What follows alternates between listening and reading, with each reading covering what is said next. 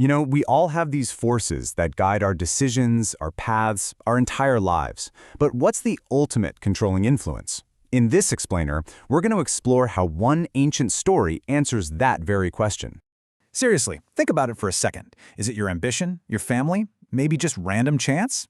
Well, the source material we're digging into today offers a pretty different answer, and it all centers on this concept called providence. So what is providence? Well, it's this idea of an unseen hand, right? A divine power that isn't just a spectator, but is actively sustaining and, guiding events toward a specific purpose. And to really see this idea in action, we're going to follow the story of one man who arrives in a seriously intimidating city. Okay, let's set the stage. Our main character is the Apostle Paul, and he has just walked into one of the most powerful and corrupt cities in the entire Roman Empire, Corinth. So after leaving Athens, Paul makes his way here, to Corinth. Now, this wasn't some sleepy little town. It was a massive commercial hub that connected the whole Mediterranean world. It was a place of incredible opportunity, but also immense danger. Paul had just come from Athens, which was, the center of philosophy. But Corinth? Corinth was a completely different beast. To put it in perspective for you, with over 200,000 people, it was about 20 times bigger than Athens. We're talking about a sprawling, chaotic metropolis. And boy, did it have a reputation. Corinth was infamous for its vice. Part of that was because it was a port city, just full of transients. But it was also because of its state-sanctioned religion. The temple of Aphrodite, the goddess of love, was literally staffed by 1,000 religious prostitutes. It was a city where morality was, let's just say it was blurry. And we have to remember, Paul wasn't some kind of superhero. He was just a guy, a human being, walking into this overwhelming city. And the story's really clear about this. He was afraid. He was all alone, and the job in front of him just seemed impossible. But this is where that theme of providence really kicks into high gear. Because just when Paul is at his most vulnerable, we start to see that an unseen hand has already been arranging all the pieces on the board. So check this out. A few years earlier, hundreds of miles away in Rome, the Emperor Claudius kicked all the Jews out of the city. Why? To stop riots over someone they called Christus, which is a pretty clear reference to Christ. Well, this political decree forced a Jewish couple, Aquila and Priscilla, to flee. And where do they happen to end up? You guessed it, in Corinth, right before Paul showed up. And this is how things started to turn. First, Paul, who's a tent maker, immediately finds community and work with Aquila and Priscilla, who are also tent makers. Then, soon after, his buddies Silas and Timothy arrive from Macedonia with financial support. And finally, just when he needs it most, he gets this direct shot of encouragement.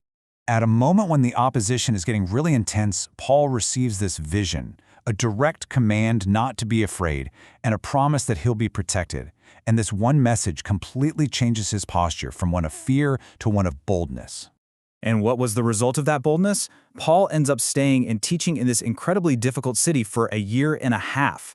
What started out in fear becomes one of his longest and most successful ministries, all because of this chain of provisions.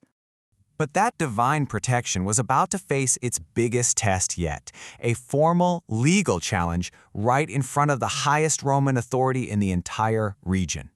The local Jewish leaders literally drag Paul before the proconsul, a guy named Gallio, and they accuse him of promoting an illegal religion. Now, this was a serious charge, but Gallio, this powerful Roman official, he just sees it differently. He basically dismisses the whole thing as an internal religious squabble, not something Roman law should touch. With these words, Gallio just throws the case out. He completely refuses to get involved, and in that single moment, what could have totally ended Paul's work instead becomes this stunning victory. And this right here is where the impact gets massive. This wasn't just some local win, because Gallio was a proconsul. His decision set a legal precedent. For years after this, Roman officials saw Christianity as just another sect of Judaism, which was a legally protected religion. This one trial provided a shield of toleration that allowed Christianity to spread across the entire empire. But the story doesn't stop with Paul. The source material shows how this whole chain of providential events was actually designed to continue, creating a ripple effect that would outlast any one person. After his time in Corinth, Paul travels to Ephesus with his new allies Priscilla and Aquila. He eventually moves on, but he leaves them there. And just like their arrival in Corinth, this move turns out to be another one of those perfectly timed, totally strategic placements. Because pretty soon, this magnetic new teacher named Apollos shows up in Ephesus. And this guy is brilliant, he's passionate, he knows the scriptures inside and out, he's teaching powerfully and accurately about Jesus, but there's this one crucial gap in his knowledge. And here it is. This is where all the pieces just click together. Priscilla and Aquila, the couple who were providentially placed in Ephesus, they hear Apollos speak. They gently take him aside and they fill in the gaps in his understanding. And where does the newly equipped Apollos go next? He heads straight to Corinth, where he powerfully waters the seeds that Paul had planted, continuing the very mission that once started in fear. And that just completes the circle, doesn't it? A political decree in Rome leads to a safe haven in Corinth. Fear is met with provision. A legal attack ends up providing official protection. And a chance meeting in Ephesus ensures the whole mission thrives long after its founder has left. Each event, seemingly random and disconnected, forms a perfect guided chain.